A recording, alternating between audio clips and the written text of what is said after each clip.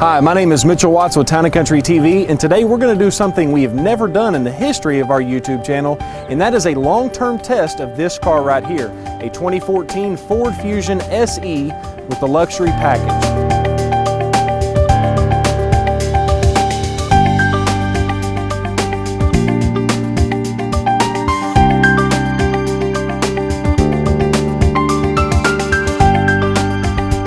Alright, so like I said, we're going to do a long-term test of this 2014 Ford Fusion. I'm actually coming out of a 2008 Ford Fusion that had 105,000 miles on it, and that car served me perfectly. It's the right size, the right fuel economy, and it was just time for something different. So what we're going to do is we're going to do a long-term test of this 2014 Ford Fusion, and basically it's a SE model that is equipped with the 202 equipment group package on it, and basically what that is an SE with the luxury package on it. So you come with the leather, heated leather actually, and you also get these 18-inch black polished wheels, which is a really nice accent when you look at the windows that are on this vehicle, the windows that I've already tinted. That's the only thing I've done different to this car, and that's the only thing I plan on doing is tinting the windows, and I think it really does match up with those wheels pretty well. Now, some of the other features that I want to show you on the inside, we'll cover those in just a second, but what I want to show you is one of my favorite features on this car, and Ford calls it their global windows. So as you can see right here, you do have the key in my hand. Now this vehicle actually includes with the switchblade, but what I wanted to show you is whether you have this key system or you have the intelligent access, which is the remote where you don't actually have a key, you just come in and push a button for the remote start. But what you have is if you hit the unlock button once and then hold it, tap it once and then hold it, what will happen is the car will automatically roll down the windows, all four of them, right there, and you can stop the windows anywhere in between. Now if you wanted to roll those windows back up after you've let all the heat out of the car and you need to roll it back up, you hit it once, lock, and then hold it again, and the same thing will happen, the windows will roll back up. That's one of my favorite features that I found out after we started this long-term test, but really I'm only about 200 or 300 miles into the long-term test, and we're going to be testing it for about 20,000 miles. So if you will, let's ride along and I'll show you some of the features that I found so far during this long-term test. All right, so let's start off with a little disclaimer. The disclaimer is that I've actually driven a Ford Fusion for the past 6 years.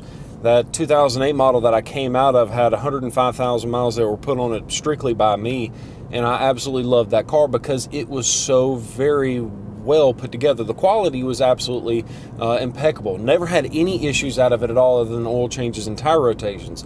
With that said, I am a little bit biased to the Ford Fusion, and I'm already biased to the Ford because we are a Ford dealership located in Birmingham, Alabama. And if you want, you can see our inventory by clicking on the link either on the screen or in the description, either one. So the first thing, now that that's out of the way, I'm still going to do my best to give you an unbiased review. Give you some of the good things about the car and give you some of the bad things about the car. We've got about 400 miles on the test vehicle so far, and from what I can tell, I love it. I'm 6'3", got plenty of headroom for what you're looking at, a smaller mid-sized vehicle. Let's see here. The interior is very, very well refined. Almost everything has got soft touch. Dashboard trim, everything like that is very, very nice. Now, one thing that I kind of wish I would have done a little different, this car is equipped with the 202. It's got the leather heated seats, and that I'm glad I made that decision. But the one thing I opted not for is the $1,100 Myford touch system. Now, basically what that gives you is it gives you the 8-inch touchscreen with the backup camera, and I kind of wish I would have gotten the backup camera. I'm not against Myford Touch. In fact, I think it's a great system. This system is. The previous systems were a little glitchy, but the current system on the Myford Touch, I have nothing wrong with that. But I'm starting to realize that I really kind of wish I would have gotten the backup camera. So if you're looking at both and you're kind of on the fence, you might want to consider doing the backup camera that comes in the Myford Touch. Once again, it's a $1,100 option, but I think it might be worth it. You may have heard me talk about torque vectoring control in some of our other previous videos, which you can check out on our channel. This car is featured with that same exact option. And in fact, it comes standard. And it's a really nice feature that when you're going around a corner really fast, all your weight shifts to the outside. And what happens is Ford puts a little bit of brake pressure on the inside wheel that could be coming up off of the road. And that forces all of the torque to the outside tire that has the most traction. Torque vectoring control. Basically, it chooses where that torque is going to go, and so it allows you to really power through some of these corners. And I'll tell you, that is one of my favorite features as I'm driving this thing for a long distance. The 1.5 liter 4-cylinder EcoBoost is plenty engine. They rate it at high 30s, I think 36, 37 miles per gallon. I have yet to get that, but then again, I have a lead foot. I'm getting right at 24 miles per gallon over the 400 miles that I've already driven the car, which is much better than my previous Ford Fusion had a V6 engine in it. And I don't really feel like I'm losing all of that much power. I know that the horsepower to torque ratios are a little better in that older V6, but the fuel mileage is definitely not there. Now, if you want just crazy amounts of power, you can get the 2.0 4-cylinder EcoBoost. But in my opinion, in this car, it's almost too much horsepower. So both engines are great options for you. And then you also have that base engine, which is the 2.5 liter. And I've had the least amount of drive time behind that wheel. But I tell you, the 1.5 and the 2.0 are both great options. I know we're not comparing a 2008 and a 2014 Ford Fusion, but I do want to talk about the Microsoft sync systems. Now, my 2008 model had the sync system in it, and it did the Bluetooth streaming audio. You could do the voice activated phone calls and that kind of stuff. It's very similar to the system that's in this thing right now, but one major huge improvement Ford made is where the microphone's located. In the 2008, they're actually located in the rearview mirror, and what happened is all of the noises, the noise, vibration, and harshness that came from the windshield would reverberate right back into the rearview mirror, and it would cause the people that I'm talking to on the phone, it'd give them a really hard time. They wouldn't be able to hear what I'm saying. Now, Ford since then has moved almost all of those microphones into a spot in the headliner. The Ford Fusion's located right in this area, and the net result is it sounds amazing. Now, I can call my wife or my friends, and almost every single time they can't tell if I actually have the phone up to my ear or if I'm talking on the sync system. So job very well done, Ford, as far as the hands-free phone call system. Now, the Bluetooth streaming audio works just like it did in the past, which is amazing. They do a great job with the Bluetooth streaming audio. Basically, what that means is you can play your music, your audiobooks, you can play your Pandora, you can play anything that you want to 100% wirelessly through Bluetooth into the speaker system, and the audio quality is absolutely awesome. I'm listening to a Pandora radio right now, and just listen to how good the quality sounds.